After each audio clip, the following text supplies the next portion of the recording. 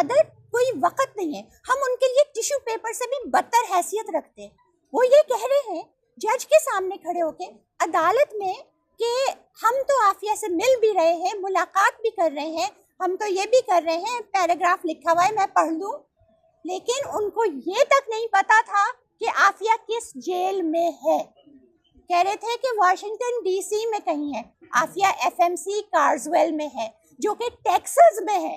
और जिस वक्त जज साहब पूछ रहे थे दूसरे वकील से कि जनाब आप लोगों की क्या प्रोसीडिंग्स हैं, फॉरेन ऑफिस ने क्या रोल प्ले किया है, जिस वक्त वो बता रहा था मुझे सबसे ज़्यादा दुख हुआ जिस चीज़ का, वो अपनी इस माँ की बेबसी पे हुआ कि सर हिला रही थी कि सब झूठ बोल रहा है वहाँ पे। और जितना नॉन सीरियस एटीट्यूड इस गवर्नमेंट का है, एक बार आपके फॉरेन ऑफिस का नुमाइंदा आज से कुछ महीने पहले ये भी बोल चुका है कि डॉक्टर आफिया सिद्दीकी ना तो पाकिस्तान आएगी ना वो आना चाहती है। इतना पैथेटिक किस्म का, इस 16 साल आपने डॉक्टर आफिया के नाम पे खान साहब सियासत की है, और उस सियासत करने के बाद जब आप अपने इक़्तिदार में आए तो आपने एक मरतबा भी नाम तक नहीं लिया इस चीज़ पे। लिहाजा गवर्नमेंट को अपनी जो क्रेडिबिलिटी है उसे प्रूव करने के लिए अभी कोई पॉजिटिव रोल प्ले करना होगा। वो बार बार पूछ रहे हैं आपके पास कोई प्रूफ है मुलाकात का, वो कहते हैं कोई हमारे पास कोई प्रूफ नहीं है। फिलहाल खुद ही 4 साल के बाद अदालत को ख्याल आया कि ये केस है और वो बेटी वहाँ पे पड़ी हुई है।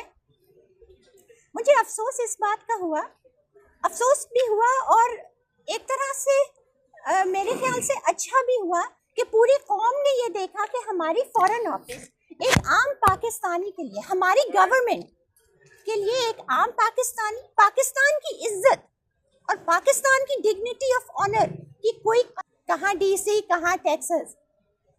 तो ये मेरे ख्याल से अवाम के लिए एक वेकअप कॉल है कि हमारे जो ये कारकंदे जो हमें जो कहते हैं कि वो हमारे नुमाइंदे हैं, वो अपने अलावा किसी के नहीं।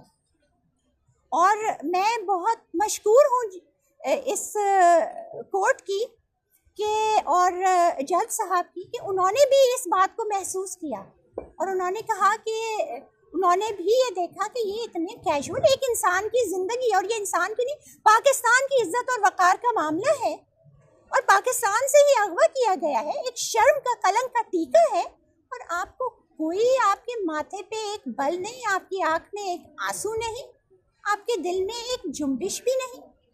लेकिन अल्लाह ताला ऐसे जजों को जो अब भी कानून की पासदारी और इंसानियत को वो रखते हैं, अल्लाह ताला उनको हिम्मत दे और तौफीक दे कि वो ऑर्डर भी दें और उस पर इम्प्लीमेंट और अमल भी करवाए कि आफिया को फौरी से फौरी वापस लाया जाए।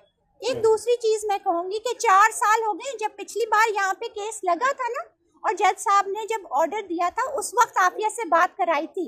उसके बाद 4 साल हो गए हमारी आफिया से कोई बात नहीं हुई है, कोई मुलाकात नहीं हुई है,